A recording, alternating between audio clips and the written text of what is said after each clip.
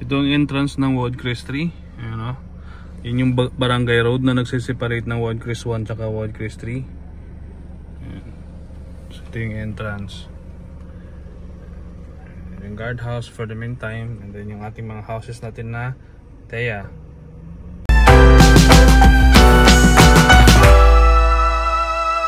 Tayo sa loob ng community ng Woodcrest. Magkakanda kasi tayo ng inspection dito. First time natin sa mga homeowners natin dito o home buyers natin dito sa Woodcrest. And so marami tayong home buyers sa Woodcrest 1 and 2, pero sa Woodcrest 1 this is our first time. Woodcrest 3 pala. This is the first time na makapasok tayo dito for inspection. Ayan. There you go. Yun yung bahay nila. Sunod talaga si Kuya Gordo. Thea Townhouse. Thea Townhouse. Dito sila sa Block 4. Oh, may mga madami na palang nagpapamodify dito. So, one storm over. Ito yung house nila, Thea Townhouse. 3 bedrooms yan, 2 toilet and bath, 1 carport and with balcony. Ayan sila si buyer.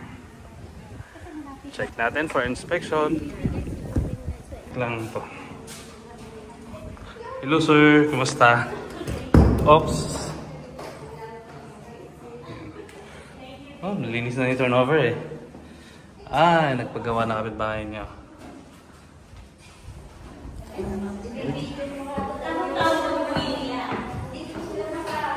Toilet and bath sa taas. Ano, yung bedroom na may balcony. Ayan. Linis na eh. So ayun guys, ang ating inspection ng ating Thea Townhouse dito sa Woodcrest 3 sa Lancaster, New City.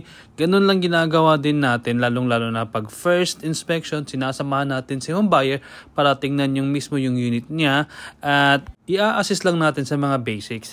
Meron din naman tayong kasamang staff ng taga-admin, mag-a-assist din sila sa documentation and all those stuff. Ako naman as ahente, gusto ko din sumabay sa mga ganitong inspection kasi gusto ko din makongrats yung ating mga home buyer in person at gusto ko din makita yung unang silip nila sa house na pinaghirapan nila. Minsan naman hindi nakakapunta dahil sa mga prior commitments. But anyway, for this vlog guys, welcome sa ating Woodcrest 3 dito sa Lancaster, New City at titingnan natin kung may mga blocks pa ba na under construction. Congrats pala sa mga home buyers natin dito na nakakuha habang ito ay pre-selling pa dahil sobrang tubo na yung mga properties nila dito. And sad part lang, wala na tayong mga Thea na ino-offer sa ngayon. Last na yung nasa Redfern pero sold out na din.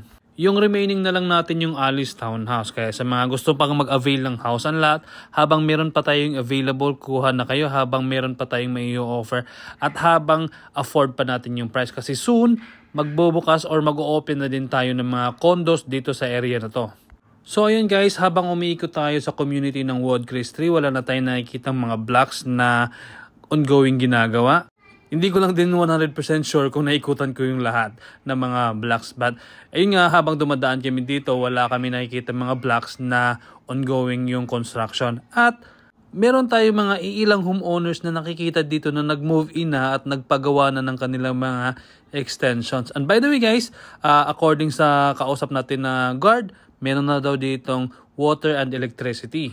And sa ating mga homeowners dito sa Woodcrest 3 na hindi pa nakapag-move in dahil waiting pa sila sa turnover ng kanilang unit o kaya yung approval ng kanilang home loan. Pero ito na guys ang ating community ng Lancaster or Woodcrest dito sa Lancaster, New City. Malapit na din yung mai-turnover and congrats in advance. And sa ating mga future home buyers na naghanap o nagpaplano na magkaroon ng sariling bahay, maybe I can help you. Marami tayong projects na ino-offer. Meron tayong Gentry, meron tayong Tansa, meron din tayong Naik. Meron din tayong mga condominiums sa mga gustong magkaroon ng condo at gustong paupahan tulad ng Airbnb.